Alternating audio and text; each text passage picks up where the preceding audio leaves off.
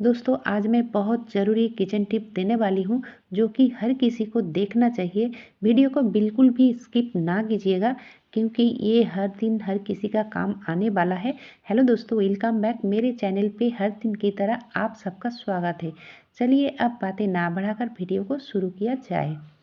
तो ये जो दूध होती है ना, तो हर किसी के घर में दूध आते हैं और दूध गर्म करते वक्त क्या होता है, कभी कभी मेरे हिसाब से हर किसी के साथ ये होता है।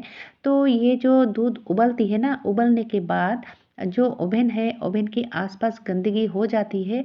तो हम क्या करते हैं, इसको पोंछ लेते हैं। लेकिन दोस्तों, जिस कपड़े से भी हम पोंछते हैं ना, तो बाद में उस कपड़े को भी क्लीन करना पड़ता है, यानी कि काम हमारी डबल हो जाती है। तो काम डबल ना हो, बहुत ही आसानी से ये सब हम कर सकें, तो उसके लिए क्या करना है, बहुत ही यूजफुल ये टिप है। आपको ज़्यादा कुछ नहीं करना पड़ेगा। ये जो स्टील की थाली होती है ना, हमारे पास ऐसे ही पड़े रहते हैं। मेरे हिसाब से हर किसी के घर में ऐसे पड़े रहते हैं कुछ कुछ थाली। तो अगर हम खाना वाना बनाते हैं, तो अगर इस चूल्हे के नीचे इस थाली को रख देते हैं, तो अगर हम राइस बनाते हैं तो अब वो भी उबलती है ना, तो इस थाली में आकर गिरेगा। या फिर दूध उबलाते हैं, तो दूध भी अगर उबल जाए ना, तो इस थाली में गिरेगा। तो अगर आप ऐसा कर लेते हो तो देखोगे काम आपका बहुत ही कम हो जाता है। बहुत ही बढ़िया टिप है दोस्तों। तो चलिए अब देख लेते हैं अगली टिप।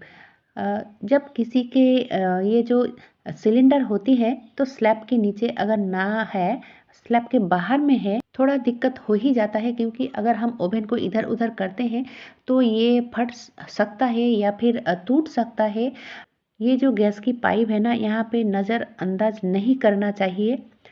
तो मैंने यहाँ पे लिया है एक कॉटन, और इसको इस तरह से डबल कर लिया है। और डबल करने के बाद जहाँ पे ये टच होता है, वहाँ पे इस तरह से ना आप राउंड करके थोड़ा सा मोटा करके कर लोगे, और कोई धागे से इसको बांध लोगे। तो मैं धागा से नहीं बांधूंगी, ये जो टेप होती है ना, टेप से मैं इसको चिपका लूँगी।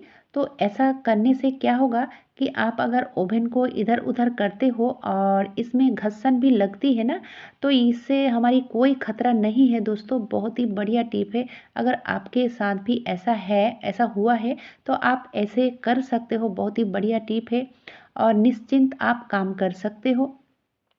चलिए अब देख लेते हैं अगली वाली टिप। तो अगली टिप क्या है, जो इस तरह की छोटे मोटे खाप होती है ना, या फिर कार्टून कहो, जो भी कहो, तो ये जो पैकेट होती है, तो ये भी हमारे किचन में या फिर घर में बहुत ही काम आता है।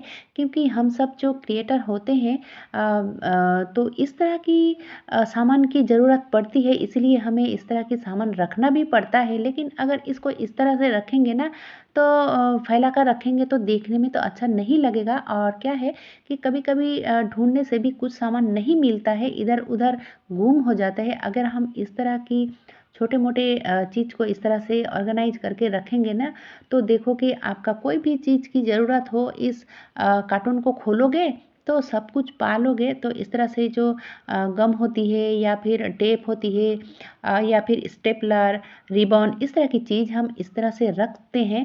तो मैं जिस तरह से यूज करती हूँ, वही टिप आप सबके साथ शेयर किया है। आप इस तरह से करके देखोगे, बहुत ही काम आसान हो जाती है। तो कैसा लगा दोस्तों? अगर अच्छा लग रहा है तो एक लाइक ज़रूर दीजिएगा। चलिए अब बढ़ते हैं अगली टिप की तरफ। टिप कहो या फिर आइडिया कहो, ये जो जूते रखने वाली खाप होती है ना, तो इसको भी हम बहुत ही अच्छे से ऑर्गेनाइज़र बना सकते हैं किचन के लिए।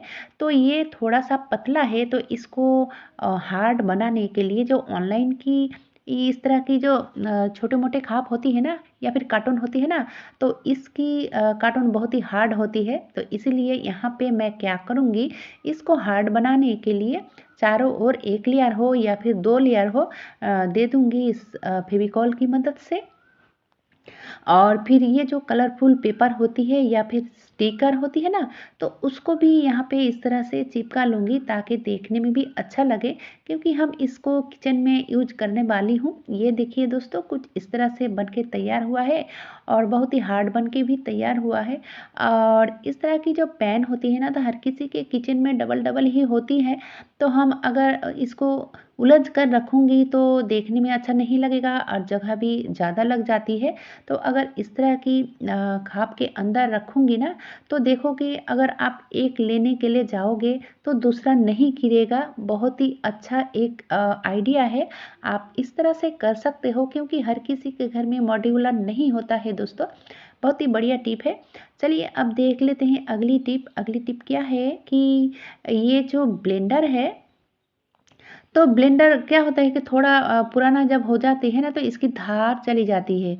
तो हम क्या करते हैं, ये बहुत ही आसानी से हम अपने घर में ही धार कर लेते हैं, कर सकते हैं। जैसे कि मैंने यहाँ पे लिया है नमक, और ये जो ब्लेंडर है यानी कि ब्लेड है, तो ब्लेड बराबर आपको नमक लेना पड़ेगा और इसको हम 1.5 से 2 मिनट तक चला लेंगे।